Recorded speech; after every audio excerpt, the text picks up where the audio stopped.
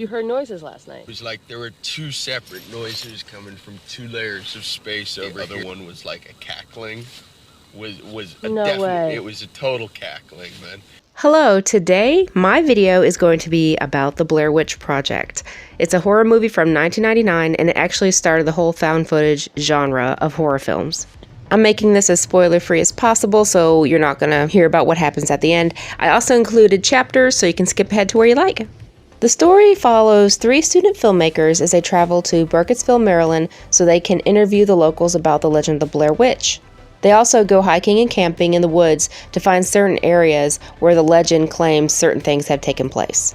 The cast includes Heather Donahue as Heather Donahue, Michael C. Williams as Mike Williams, and Joshua Leonard as Josh Leonard.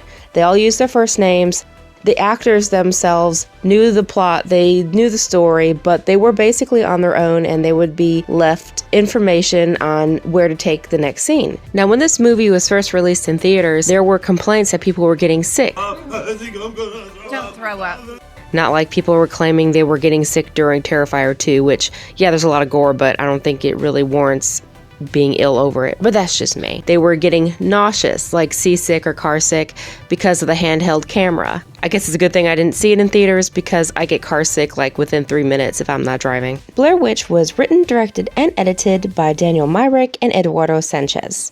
According to my research, it was produced with a budget of less than $25,000, but earned more than $248 million in theaters worldwide. Money.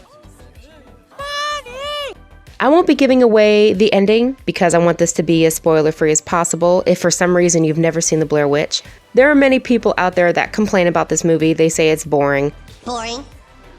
To me, it's more about what you don't see than what you do see. I hope that you enjoy. The film starts off with informing us that in October of 1994, 3 student filmmakers disappeared in the woods near Burkittsville, Maryland, while filming a documentary. A year later, their footage was found. When this movie came out, so many people believe this story was real. First, we meet Heather, who's kind of the brains behind the whole documentary, and she explains that she'll be out of the comforts of her home for the weekend to film this documentary. She has a couple books she's going to show us, How to Stay Alive in the Woods, always good, and an old book about the story of what happened at Coffin Rock, and a field notebook, and then we meet Josh. Hey, it's Mr. Punctuality! How are you this morning? Tired. Same. So I got the CP up. Good. Come on. I can see you. Okay, we don't want to cameras. Language! So where's Mikey at? We have to go get him. It's your Mike! Eventually we meet Mike, and the whole crew is set and ready to go to Burkittsville to record the documentary of the Blair Witch. And honestly, it starts off very boring. They're just kind of, talking about their upcoming trip. Her getting a close-up on the marshmallows. Listen, people, it's the late 90s, okay? Not everybody had a phone in their pocket like we do with our cell phones. This is why I think a lot of people tap out. They're like, this is boring, and they stop watching. Just keep watching. Just trust me. Watch! They then stop at a diner, and this is when they start interviewing the locals about the Blair Witch rumors and the stories that they heard growing up as a kid. It actually sounds kind of familiar. My older sister went to Blair High School. That's not the same! Blair Witch. Several times. Yeah, it's a story my grandmother used to tell us all. Make us go to bed early. Sort of in the winter, I guess, the fall or the winter 1940, some of the young kids started to disappear. And finally, one day, old Mr. Parr come down into the market and said, I'm finally finished. They searched his house and they found the bodies of 7 kids from the area.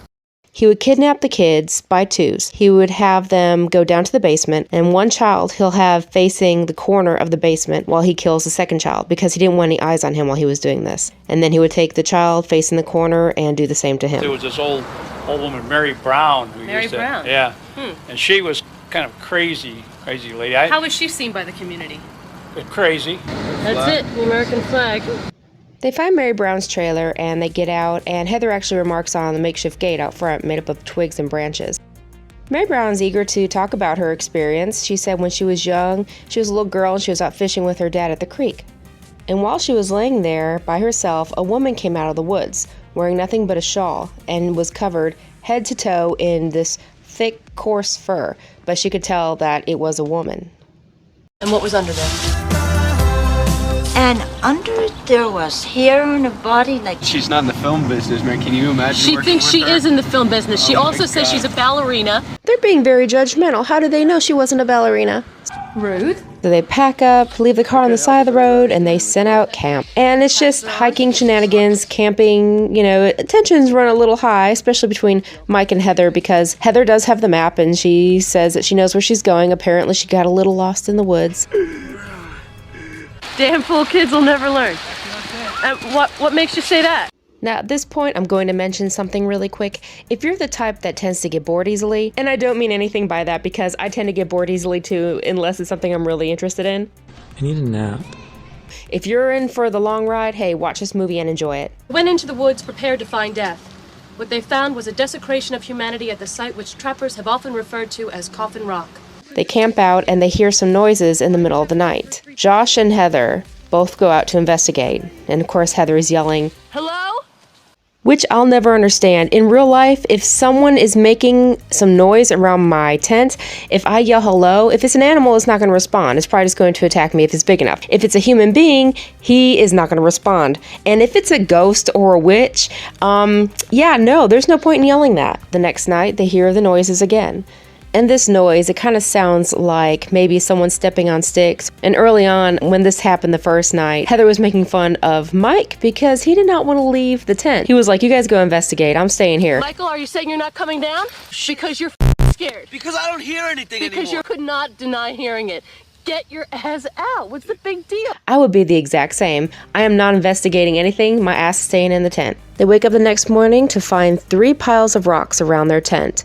Which, by the way, they had said that Mary Brown had mentioned something about piles of rocks. So maybe they should listen to that crazy lady a little more after all, huh? Now, at a certain point, though, we do realize that something is going on because they were traveling in one direction, and yet they go across the same stream that they already went across. So it's like they're going in circles, even though they should be going in one straight line. To me, Josh is the realist. Like, he's realistic about this. He's like, listen, once we don't come back. Because at this point, when you're not home today, when I'm not home today, people are going to start noticing. Like, my girlfriend's definitely going to notice that I'm not back today. But, you know, if I just get back, like, don't get back, period, and I don't call, she's going to notice, which means that by tonight, if we haven't found shit, someone's going to be looking for it. Now, this is probably one of the scariest parts to me, except for the very end. And so there's a little bit of a spoiler here, but not much. They wake up in the middle of the night and hear some noises once again. But these noises are different. This sounds like children crying and screaming, so they run. Jesus Christ, look, it's... Oh, Jesus Christ. Let me get my jeans on. Take the video camera.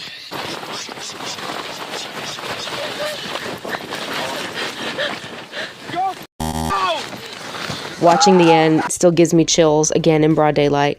And I know that on YouTube and TikTok and all that stuff you kids are into nowadays, any 12-year-old can make their own little video, do a handheld thing, and so this might not be impressive to you, but it really was, especially back in the day, but it still freaks me out today. Scary stuff just scares me. Now, even if you've never seen the movie, surely you've seen at least a couple clips. One is going to be the stickman figures made out of twigs and branches hanging from trees in the middle of the woods. Don't touch it, don't touch it. Ah, she's touching. Now there's another part too, which has been parodied many times. I'm scared to close my eyes. I'm scared to open them. God, that's so nasty. So I'm not going to give anything away about mentioning it, but those 2 clips, if you're wondering where they're from, yes, they're from Blair Witch. So I'm not going to give away the ending. I would like you to watch The Blair Witch Project from 1999 and come back and give me your opinion on it. I know a lot of people, like I said, they either love it or they hate it. It's very unsettling, it's very uncomfortable, and yes, I scared myself, but I don't know, maybe that's just me.